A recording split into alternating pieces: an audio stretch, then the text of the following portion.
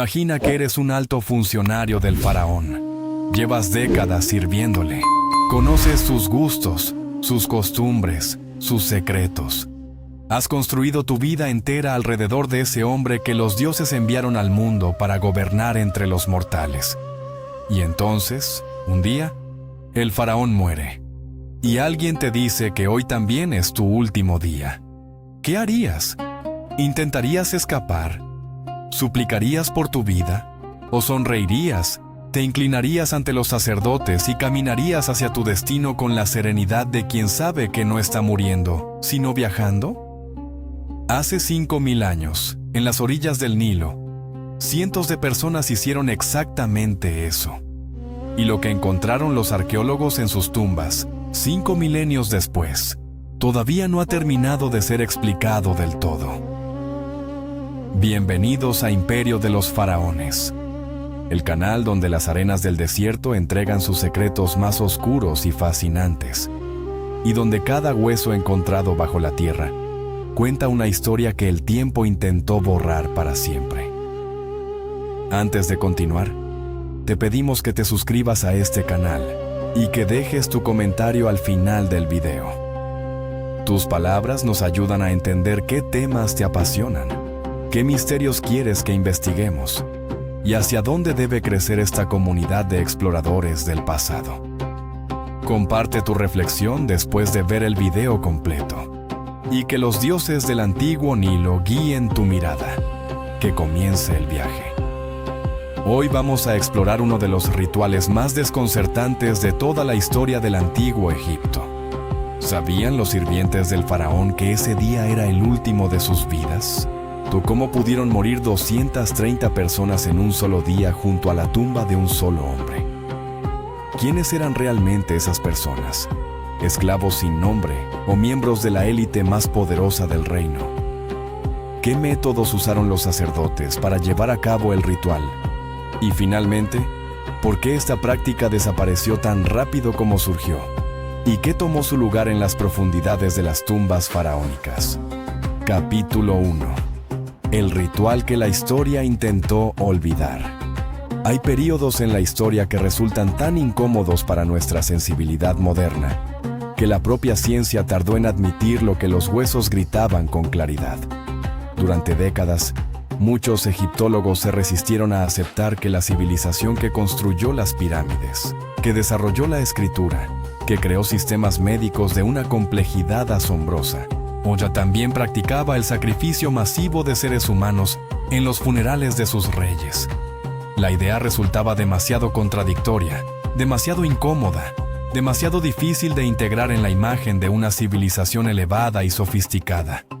Pero los huesos no mienten.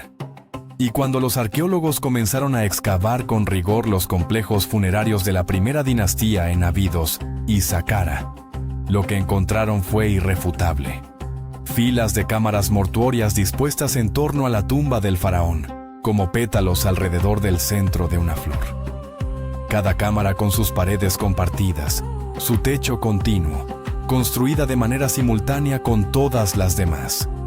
Y dentro de cada cámara, los restos de un ser humano que murió el mismo día que todos los demás. La práctica tiene un nombre en la arqueología moderna: sacrificio de acompañantes, o del inglés, retainer sacrifice. Y en el antiguo Egipto de la primera dinastía, entre aproximadamente el año 3100 y el 2900 antes de nuestra era, fue un ritual oficial, planificado con precisión y ejecutado con una regularidad que hoy nos resulta difícil de comprender. Cada vez que un faraón moría, su corte entera, o una parte seleccionada de ella, moría con él. No en el campo de batalla, no por enfermedad, sino de manera deliberada, organizada y ritualmente justificada. Capítulo 2. Los números que paralizan.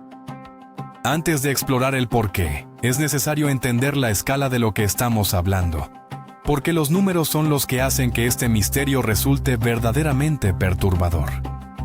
El faraón Horajá, considerado el primero o segundo gobernante de la primera dinastía, fue enterrado en Abidos con 36 cámaras adicionales a su alrededor. cada una con los restos de un joven varón de entre 20 y 25 años. Se cree que eran sus guardias personales, su élite militar, los hombres encargados de protegerle en vida y destinados a continuar esa función en la eternidad. Con el faraón Jer, la escala se volvió verdaderamente impresionante. Los arqueólogos identificaron más de 580 tumbas de acompañamiento, distribuidas alrededor de su complejo funerario en Abidos y en su recinto ritual. 580 personas, en un solo funeral, en un solo día. Y luego está el caso del faraón Den, cuyo funeral reunió aproximadamente 230 muertes simultáneas. Un número que los investigadores han podido confirmar gracias al análisis arquitectónico de las estructuras funerarias, que como dijimos compartían muros y techos, lo que prueba sin posibilidad de duda que todas esas personas fueron enterradas al mismo tiempo dentro de un proceso constructivo único e ininterrumpido. Estos no son números abstractos, son vidas. Son individuos con nombres, con profesiones, con familias, con historias que terminaron el mismo día por decisión de un sistema que consideraba perfectamente racional y necesario que el rey se llevara a su corte entera al otro mundo. Capítulo 3. ¿Quiénes eran los que morían? Aquí es donde la historia se vuelve todavía más perturbadora, porque la respuesta a esta pregunta destruye completamente el estereotipo que nuestra imaginación tiende a construir. Cuando pensamos en sacrificios humanos en las civilizaciones antiguas, tendemos a imaginar víctimas anónimas, prisioneros de guerra, a esclavos sin nombre ni historia. Pero en el caso de las tumbas de la primera dinastía egipcia, los análisis arqueológicos revelan algo completamente diferente y mucho más inquietante. Las personas que morían junto al faraón no eran los más débiles ni los más marginados de la sociedad. Eran exactamente lo contrario. Eran la élite. Los esqueletos encontrados en las tumbas de acompañamiento muestran huesos con una densidad y una calidad que solo se consiguen con una alimentación rica en proteínas, carne y cerveza, propias de la corte real. Sus dientes están en condiciones considerablemente mejores que los de la población general del mismo periodo. Muchas de las cámaras contenían objetos de lujo extraordinario, joyas de marfil, de lapislázuli, de turquesa y de oro. Algunas tumbas tenían estelas de piedra con nombres grabados, a lo cual, en el antiguo Egipto de esa época, era un privilegio reservado exclusivamente a la nobleza. Y los arqueólogos encontraron algo más revelador todavía. Muchos de los enterrados junto al faraón estaban acompañados de las herramientas de su oficio. Junto a los artistas había recipientes de pigmentos. Junto a los constructores de barcos había modelos de embarcaciones. Junto a los alfareros había instrumentos de taller. No eran cuerpos anónimos lanzados a una fosa. Eran profesionales especializados, expertos en sus oficios, enterrados con sus instrumentos de trabajo para que pudieran continuar sirviendo al rey con esas mismas habilidades en el mundo de los muertos. En la tumba del faraón Jer, una parte significativa de las más de 300 personas enterradas eran mujeres, identificadas como esposas de rango inferior, ni concubinas y servidoras personales del harén real. Y en varios complejos funerarios se encontraron también los restos de enanos de la corte, que ocupaban una posición muy específica en la jerarquía palacial, y eran considerados poseedores de capacidades mágicas especiales, que el faraón querría tener a su disposición también en la eternidad. Capítulo 4. La pregunta que nadie quiere responder. ¿Lo sabían? Esta es la pregunta que los investigadores han estado debatiendo durante más de un siglo, y que quizás nunca tenga una respuesta completamente satisfactoria. ¿Sabían esas personas que el día del funeral de su rey era también el último día de sus vidas? Llegaron a sus tumbas voluntariamente, guiados por una fe inquebrantable en el sistema de creencias que les rodeaba desde la infancia, o fueron conducidos allí por la fuerza, sin posibilidad de resistencia.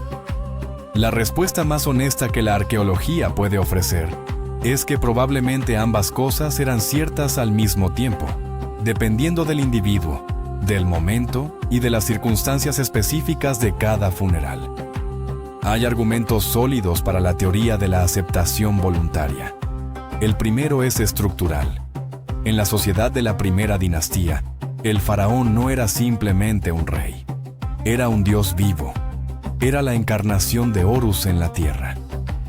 Su autoridad no era política ni militar en el sentido que nosotros entendemos. Era de naturaleza cósmica. Negarse a seguirle en la muerte no habría sido simplemente un acto de desobediencia. Habría sido una blasfemia incomprensible dentro del sistema de valores de esa sociedad. Algo tan impensable como que alguien en nuestro tiempo se negara a respirar. El segundo argumento tiene que ver con la promesa del más allá. En el periodo más temprano de la historia egipcia, la creencia en la vida después de la muerte no era democrática ni universal. Se consideraba que solo el faraón, como ser divino, tenía garantizado el acceso a la eternidad. Para el resto de los mortales, el camino al más allá era incierto y difícil. Pero ser enterrado junto al rey, convertirse en parte de su séquito divino en el viaje al otro mundo, eso era algo completamente diferente. Era la única ruta segura y garantizada hacia la inmortalidad que existía en ese sistema de creencias. Desde esa perspectiva, morir junto al faraón no era una tragedia. Era el pico máximo de una carrera. Era el equivalente de lo que hoy podríamos llamar la oportunidad de tu vida, solo que la oportunidad en cuestión era la de tu eternidad. Para un alto funcionario de la corte faraónica que había dedicado su existencia entera al servicio del dios rey, la posibilidad de continuar ese servicio para siempre en el mundo de los muertos podía resultar genuinamente atractiva. Una especie de traslado a una nueva posición, más permanente y más gloriosa que cualquier cargo que hubiera podido ocupar en vida. Si este viaje te está resultando tan perturbador y fascinante como a nosotros, te pedimos que nos dejes tu comentario ahora mismo. ¿Crees que estas personas realmente aceptaban su destino con voluntad genuina? ¿O crees que la fe era simplemente la forma en que se racionalizaba lo que no tenía escapatoria posible? Dinos qué piensas, porque tu perspectiva enriquece esta conversación. Capítulo 5. Lo que los huesos revelan. Más allá del debate sobre la voluntariedad, y hay una pregunta que la ciencia sí puede responder con mayor precisión. ¿Cómo morían? Y las respuestas que los esqueletos han entregado a los investigadores son tan complejas como la propia práctica que intentan explicar. La antropóloga física Nancy Lovell realizó uno de los análisis más detallados de los restos encontrados en los complejos funerarios de la primera dinastía. Una de sus observaciones más significativas fue la presencia de manchas rosadas en la dentina de varios de los cráneos examinados. Manchas que, según los conocimientos de la medicina forense moderna, se producen cuando los vasos sanguíneos de los tejidos dentales se rompen debido a un aumento súbito y extremo de la presión arterial. Este tipo de lesión es característica de los casos de asfixia por estrangulamiento, donde la presión acumulada en el sistema circulatorio durante el proceso de sofocación deja esa huella específica en los tejidos calcificados. Eso sugiere que al menos una parte de las personas enterradas junto a los faraones murió por estrangulamiento. El arqueólogo Matthew Adams, que ha trabajado extensamente en los yacimientos de Abidos, propone una explicación diferente para otro grupo de víctimas: el envenenamiento. El argumento es simple pero convincente. En una proporción significativa de los esqueletos analizados, no hay ningún rastro de trauma físico, ninguna fractura, ninguna marca de corte, ninguna señal de violencia. Si hubiera habido una resistencia, aunque fuera mínima, habría dejado marcas. La ausencia total de signos de lucha sugiere que esas personas llegaron a su destino final en un estado que podría haber sido inducido por sustancias, ya fuera un veneno de acción rápida administrado durante una última comida ritual, o una sustancia psicoactiva que los llevara a un estado de inconsciencia profunda, antes de que las cámaras fueran selladas. Algunos investigadores han especulado con la posibilidad de que se usaran plantas con propiedades narcóticas conocidas en el antiguo Egipto, como el loto azul, cuyas propiedades sedantes estaban bien documentadas en la farmacopea de la época. La idea de que los acompañantes del faraón fueran conducidos a su destino, en un estado de trance profundo o de inconsciencia inducida, no es solo una especulación compasiva.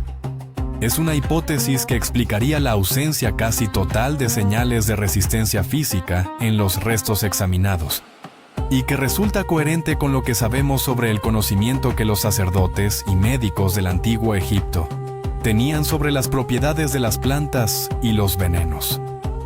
Hay también algunos casos documentados de traumatismos en el cráneo producidos en el momento de la muerte, es decir, fracturas que no muestran señales de curación posterior, porque la víctima murió de inmediato, lo que indica que en algunos casos se usó la fuerza directa. Lo más probable es que el ritual no fuera uniforme ni estuviera estrictamente codificado de la misma manera en todos los casos. Diferentes faraones, diferentes ceremonias, diferentes circunstancias podían requerir métodos diferentes. Y la variedad de señales que encontramos en los esqueletos parece confirmar precisamente eso. Capítulo 6. El orden cósmico que lo justificaba todo.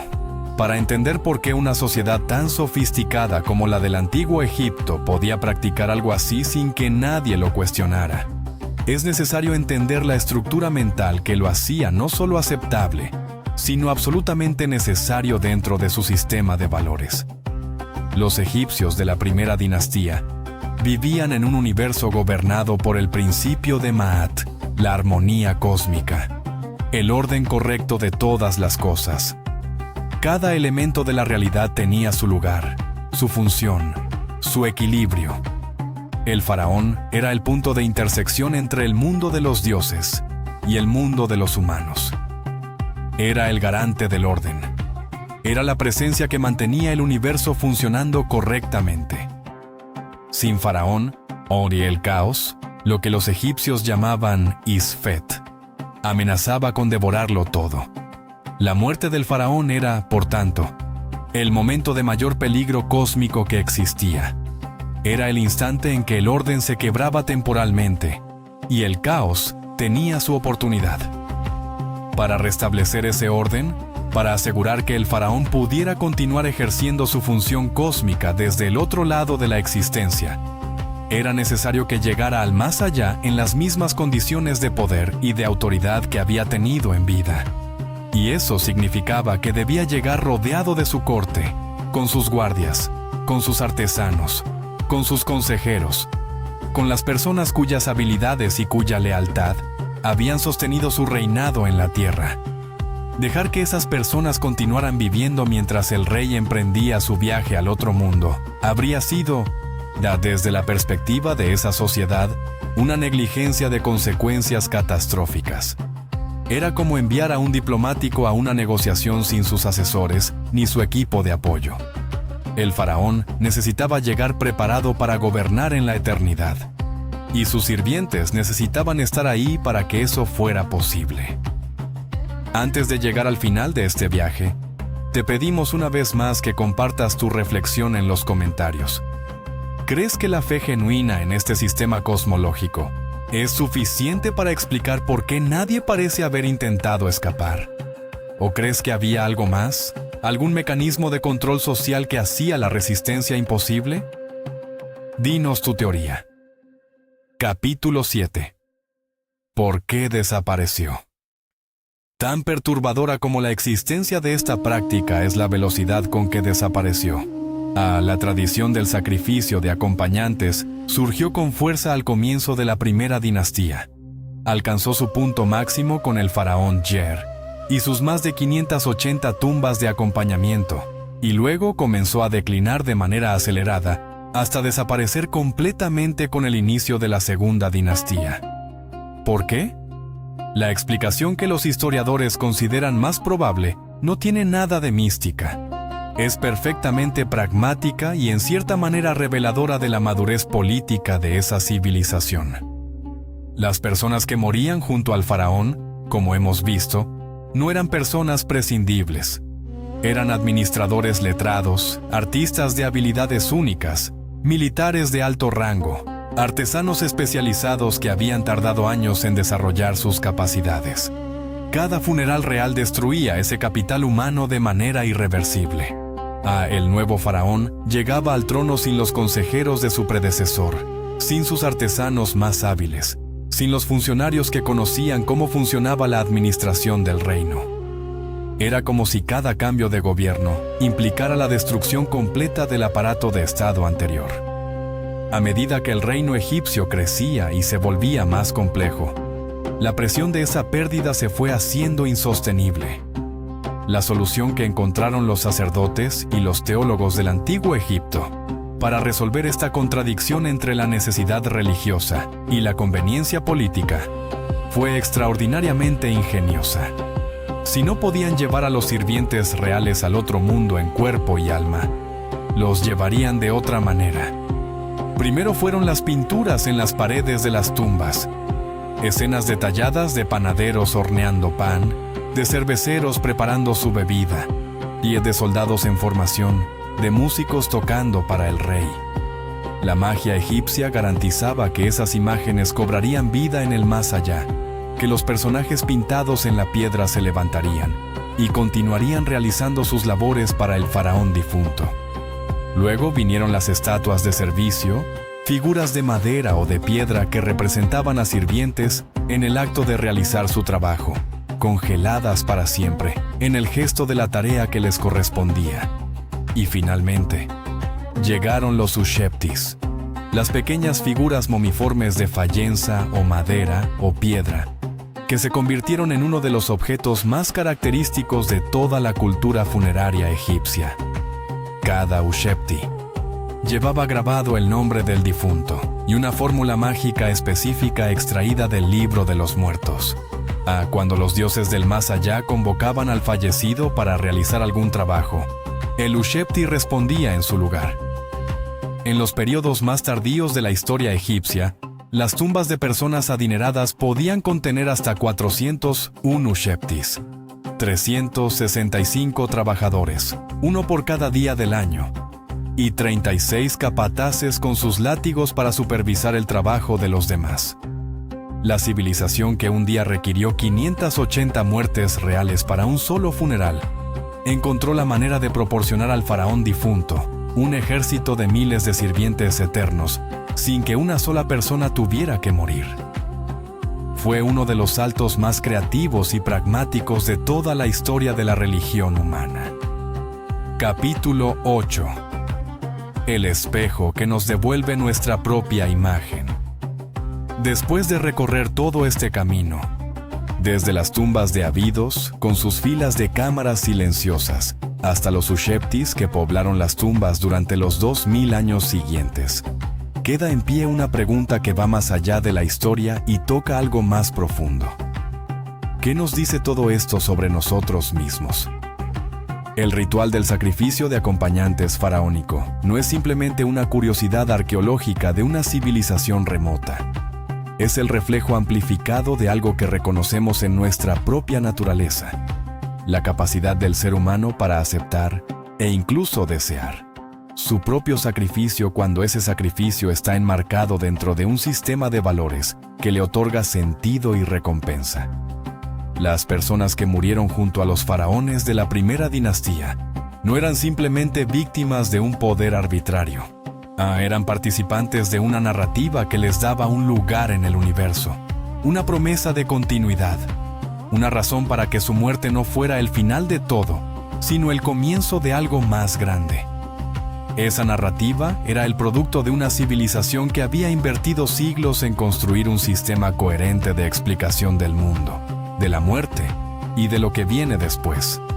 Y ese sistema era tan poderoso, tan totalizador, tan profundamente integrado en cada aspecto de la vida cotidiana, que resulta difícil distinguir dónde terminaba la fe genuina y dónde comenzaba la incapacidad de imaginar alternativas. Las arenas de Abidos siguen guardando secretos. Los huesos encontrados hace más de un siglo por Flinders Petrie y los equipos que le siguieron todavía no han entregado todas sus respuestas. Los métodos de análisis modernos, la genómica antigua, la química forense, el escáner de alta resolución, continúan ofreciendo nueva información sobre las personas que vivieron y murieron en los albores de la civilización egipcia. Y cada nuevo dato que emerge de esos laboratorios añade un matiz, una complejidad, una dimensión más al retrato de una sociedad que fue a la vez extraordinariamente sofisticada y capaz de cosas que nuestra sensibilidad moderna encuentra difíciles de comprender. Eso es lo que hace que el antiguo Egipto siga siendo el objeto de fascinación más duradero de la historia humana. No sus pirámides, aunque sean maravillosas, no sus jeroglíficos, aunque sean una de las creaciones más elaboradas del ingenio humano, sino esa capacidad de sorprendernos todavía, de mostrarnos que la condición humana es más amplia, más extraña y más rica de lo que cualquier manual de historia puede capturar. Déjanos saber en los comentarios qué es lo que más te ha impactado de todo lo que has escuchado hoy. La escala de los sacrificios, la identidad de las víctimas, la idea de que algunos de ellos pudieran haberlo aceptado voluntariamente, o la ingeniosa solución que encontraron los egipcios para reemplazar a los muertos con figuras de barro y fórmulas mágicas. Cada respuesta nos ayuda a entender mejor qué es lo que esta comunidad quiere explorar a continuación. Suscríbete ahora a Imperio de los Faraones para que no te pierdas los próximos misterios que estamos preparando para ti. Porque debajo de las arenas del desierto hay todavía mucho más esperando ser desenterrado. Siempre hay otra tumba sellada. Siempre hay otra historia que el tiempo creyó haber borrado para siempre. Hasta nuestro próximo encuentro entre las eternas arenas del misterio. Hay algo más que debemos explorar antes de cerrar este capítulo de la historia. Algo que los investigadores han señalado con insistencia y que cambia de manera significativa la manera en que entendemos este fenómeno. La práctica del sacrificio de acompañantes en el antiguo Egipto no surgió en el vacío. Civilizaciones contemporáneas en otras partes del mundo practicaban rituales similares. En la ciudad sumeria de Ur, en la actual Irak, los arqueólogos encontraron en las llamadas tumbas reales evidencia de que decenas de personas habían muerto de manera simultánea junto a sus gobernantes. En la cultura de Shang, en la antigua China, los sacrificios humanos en los funerales reales estaban documentados con una regularidad que asombra. En la cultura de Kerma, en el actual Sudán, el reino que convivía y competía con Egipto al sur, los sacrificios funerarios masivos continuaron mucho más tiempo que en el norte, y los arqueólogos han encontrado complejos funerarios con evidencia de varios centenares de muertes simultáneas. Esta distribución geográfica tan amplia de una práctica similar sugiere que el sacrificio funerario no fue una invención específica de ninguna cultura, sino una respuesta que diferentes sociedades humanas encontraron de manera independiente para la misma pregunta fundamental. ¿Qué hacemos con el hecho de que el rey, que era el centro de todo nuestro mundo, ha dejado de existir? La respuesta que daban esas sociedades, cada una a su manera, era enviarlo al otro mundo con todo lo que necesitaba para seguir siendo rey. Y en el estadio más temprano de esa respuesta, antes de que la magia y los símbolos tomaran el relevo, lo que el rey necesitaba era gente real, gente que lo conocía, gente que sabía cómo servirle, gente que lo haría bien porque lo había hecho toda su vida. Es también importante entender el papel específico que jugaban diferentes categorías de personas dentro de este sistema. Los guardias personales del faraón, los jóvenes militares de entre 20 y 25 años que encontramos en la tumba de Jorahá, ocupaban un lugar muy específico en la jerarquía de los acompañantes. Su función era proteger al rey en el peligroso viaje hacia el más allá, que los textos religiosos del antiguo Egipto describían como un camino lleno de obstáculos, de fuerzas hostiles, de serpientes y de guardianes que debían ser superados o apaciguados. El faraón necesitaba a sus soldados para ese viaje, tanto como los había necesitado en vida. Los artesanos especializados, por su parte, garantizaban que el rey pudiera continuar rodeado de los objetos, las construcciones y las creaciones que definían su estatus y su poder.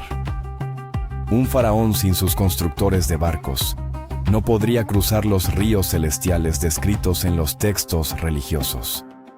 Un faraón sin sus joyeros no podría mantener el esplendor que los dioses esperaban de él. Un faraón sin sus músicos no podría presidir los banquetes eternos que la tradición prometía a los gobernantes justos.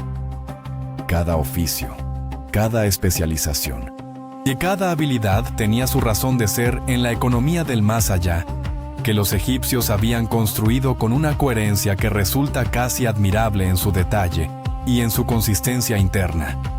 Y luego estaban los miembros del harén real, las esposas de rango inferior, las concubinas, las sirvientas personales que habían dedicado sus vidas al servicio más íntimo del faraón. Su presencia en las tumbas de acompañamiento dice algo sobre el lugar que ocupaban en la jerarquía de valor de esa sociedad, algo que nuestra sensibilidad moderna encuentra difícil de digerir. Pero también dice algo sobre la exhaustividad con que los egipcios de la primera dinastía concebían el más allá como una reproducción fiel del mundo que conocían. En ese más allá, el faraón no podía estar solo, no podía estar incompleto, debía estar tan rodeado, tan atendido, tan servido como lo había estado en vida. Y para que eso fuera así, todos tenían que viajar juntos. La alternativa, desde su perspectiva, era simplemente inaceptable. Era dejar al rey desamparado en el momento más importante y más peligroso de su existencia. Era fallarle en el umbral mismo de la eternidad. Y ningún sistema de valores que pusiera al faraón en el centro del universo podía tolerar esa posibilidad. Así que cuando llegaba el día del funeral, la maquinaria ritual se ponía en marcha con una precisión que los arqueólogos pueden reconstruir a partir de los patrones constructivos de las tumbas. Las cámaras eran preparadas. Los objetos de cada acompañante eran colocados junto a su cuerpo. Las ofrendas rituales eran dispuestas. Y los sacerdotes ejecutaban las fórmulas que garantizarían que todos esos viajeros llegaran a su destino. El techo corrido que sellaba todas las cámaras al mismo tiempo era el sello final de un proceso que no dejaba lugar para el arrepentimiento ni para el retraso. El ritual era completo. El faraón partía acompañado, y el mundo de los vivos podía respirar de nuevo, sabiendo que el orden cósmico había sido restaurado y que el rey continuaría gobernando desde el otro lado, protegiendo a su pueblo incluso después de la muerte. Hay un detalle más que merece ser explorado con detenimiento, porque ilumina un aspecto del ritual que frecuentemente se pasa por alto en las discusiones populares sobre este tema. La arqueología de Abidos y Saqqara no solo nos dice cuántas personas murieron junto a cada faraón, también nos dice algo sobre el ritmo con que esa práctica evolucionó a lo largo del tiempo. Con el primer faraón documentado de la primera dinastía, Narmer o Jorahá, según la interpretación de las fuentes, los números son relativamente modestos. 36 acompañantes. Una práctica nueva, todavía en sus comienzos, todavía encontrando su escala. Con Yer, el tercer o cuarto faraón de la dinastía, la escala explota de manera dramática hasta superar las 580 tumbas de acompañamiento. Es como si la práctica hubiera encontrado su lógica interna y estuviera siendo llevada hasta sus límites naturales. Y luego, con los faraones siguientes, los números comienzan a descender de manera gradual, no de golpe, no de un reinado al siguiente, sino de manera progresiva, como si la sociedad estuviera buscando el equilibrio entre la obligación ritual y el coste práctico de cumplirla. Este patrón de crecimiento rápido seguido de declive gradual es el típico de las prácticas sociales que enfrentan una contradicción interna que no puede ser resuelta sin modificar la práctica misma. El crecimiento inicial refleja el entusiasmo con que una nueva lógica ritual es adoptada y llevada al máximo. El declive posterior refleja la presión creciente de las consecuencias no deseadas, en este caso la pérdida de capital humano insustituible, que empieza a hacerse sentir a medida que la práctica se repite y sus costes acumulados se vuelven evidentes. Lo fascinante del caso egipcio es que la solución que encontraron no fue simplemente abolir la práctica. Eso habría sido demasiado rupturista en una sociedad donde la continuidad ritual tenía un valor sagrado en sí mismo.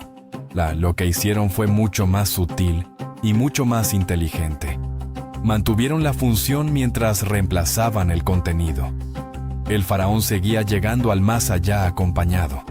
Seguía teniendo sus guardias, sus artesanos, sus músicos, sus sirvientas. Solo que ahora esos acompañantes no eran personas de carne y hueso, sino representaciones mágicas que la teología egipcia garantizaba que eran funcionalmente equivalentes. Era una solución que satisfacía a todos. A los sacerdotes que necesitaban mantener la coherencia del sistema teológico. A la administración que necesitaba conservar a sus funcionarios más valiosos. Y a las propias personas que de otra manera habrían sido las víctimas del ritual. No sabemos si alguien en particular en la corte faraónica de finales de la primera dinastía diseñó conscientemente esta transición como una política deliberada. Es posible que fuera un proceso más orgánico, una evolución gradual impulsada por múltiples factores convergentes. Pero el resultado fue una de las transformaciones más elegantes de la historia de la religión. La sustitución de la muerte real por la magia simbólica, sin que ninguna de las partes sintiera que el sistema había sido comprometido. Los usheptis que llenan las vitrinas de los museos de todo el mundo. Esas pequeñas figuras de loza azul con sus fórmulas grabadas y sus nombres de difuntos, son el legado directo de esa transición. Son la prueba de que una civilización puede cambiar sus prácticas más profundas cuando la lógica interna de su sistema de valores lo requiere. Siempre que encuentre la manera de hacerlo sin romper la narrativa que da sentido al mundo. Y esa capacidad de adaptación, esa flexibilidad dentro de la rigidez aparente de un sistema ritual milenario, es quizás uno de los secretos más importantes del extraordinario éxito y la extraordinaria longevidad de la civilización del antiguo Egipto. Una civilización que duró más de 3000 años, que sobrevivió a invasiones, a catástrofes naturales, a cambios dinásticos y a transformaciones culturales de enorme magnitud, en parte porque supo siempre encontrar la manera de preservar lo esencial, mientras adaptaba lo accesorio a las necesidades del momento. Las arenas de Abidos siguen siendo excavadas. Los análisis genómicos de los restos encontrados en las tumbas de acompañamiento están en curso en varios laboratorios de todo el mundo. Y sus resultados prometen añadir una nueva dimensión de información sobre quiénes eran exactamente esas personas, de dónde venían, qué relaciones genéticas tenían entre sí y con el faraón al que acompañaban. En los próximos años, es probable que sepamos más sobre los sacrificados de la primera dinastía, de lo que hemos sabido en los 150 años de arqueología, que han transcurrido desde que Flinders Petrie comenzó a excavar esos yacimientos. Y cada nuevo dato que emerja de esos análisis añadirá un rostro, una historia, una dimensión humana más a lo que hasta ahora han sido fundamentalmente números y patrones arquitectónicos. Porque detrás de cada cámara funeraria, detrás de cada esqueleto analizado, detrás de cada ushepti encontrado en las tumbas de los periodos posteriores, hay una persona que vivió, que amó, que creyó en algo, que tuvo miedos y esperanzas, y cuya historia merece ser contada con el respeto y la seriedad que se merecen todos los seres humanos, independientemente del tiempo y el lugar en que vivieron. Eso es lo que hace que la historia del antiguo Egipto siga siendo, 5000 años después, la más fascinante y la más inagotable de todas las historias que la humanidad ha dejado escritas en piedra. Hay preguntas que la ciencia todavía no puede responder con certeza absoluta, como si alguno de esos acompañantes intentó resistirse en el último momento, como si hubo casos en que el ritual fue interrumpido o modificado por circunstancias imprevistas, como si la experiencia de los sacerdotes que ejecutaban el ritual dejó alguna marca en su propia psicología y en su propia fe. Son preguntas que quizás nunca tendrán respuesta, porque el tipo de evidencia que las respondería, testimonios personales, diarios, confesiones, pertenece a un mundo interior que las paredes de piedra y los esqueletos no pueden transmitir. Pero el hecho mismo de que esas preguntas existan, el hecho de que sigamos haciéndolas 5000 años después, es la mejor prueba de que las personas que vivieron y murieron en los albores de la civilización egipcia no eran simplemente figuras de un pasado remoto e incomprensible. Eran seres humanos tan complejos, tan contradictorios, tan llenos de vida como nosotros mismos.